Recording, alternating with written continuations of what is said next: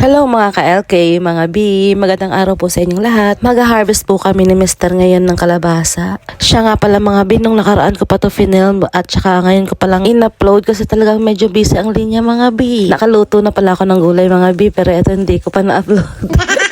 Talagang ganun talaga. Kaya ipapakita ko na lang sa inyo yung pag-harvest namin ng kalabasa mga B. At dahil nandito si Mr., siya yung mag-harvest mga B. Ito po yung pinakaunang bunga ng kalabasa namin dito mga B. Sa totoo lang, masarap talaga sa feeling na nakakapag-harvest tayo ng bunga sa garden natin. Kaya lang, itong kalabasa namin ngayon dito, dalawa lang talaga yung binunga niya mga B. Marami naman po siyang binulaklak pero hindi po siya natutuloy at talagang nasisira. Siguro hindi ko lang alam kung dahil ba sa panahon namin ngayon sobrang init. Madalang lang po umulan dito ngayon sa amin. O baka talagang hindi lang kami dito bihasa sa pagtatanim ng kalabasa mga B. Baka may kailangan pang ilagay dito mga B para magpatuloy yung bunga ng kalabasa. Pero okay na to mga B kasi pang konsumo lang naman. Masaya na ako dito kasi kahit papaano naka-harvest kami ng dalawa, 'di ba? Makakapaggulay na tayo dito ng ilang beses. Hindi naman natin to maluluto ng isang beses lang. Yung isa dito mga B, hati-hatiin ko para ipamigay sa mga kasama ko dito. Tapos yung isa naman doon ko nakukuhanan yung para kay mama. Ito rin pala yung pinakaunang harvest namin ng atsal mga B. Medyo marami na rin siyang bunga at hinog na yung iba kaya kukunin na natin.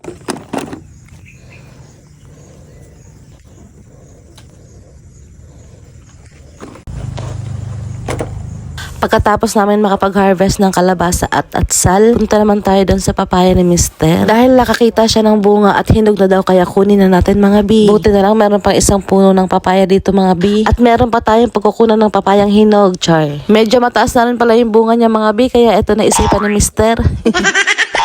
O, di ba mabilisan lang, char. Napaka-timing din naman ng papaya, hinog na at pwedeng kainin agad.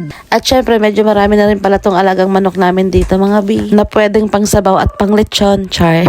Kapag nasa probinsya ka talaga, gantong mga manok yung mga talagang kailangan natin kainin, mga native chicken lang. Kasi nga, mas masarap talaga yung sabaw niya kaysa sa mga binibili natin sa market, mga B. So, yun lang naman, mga B. Hanggang dito na lang po muna tayo, char. Maraming salamat po sa manonood at mag-share nitong video namin. God bless po sa ating lahat.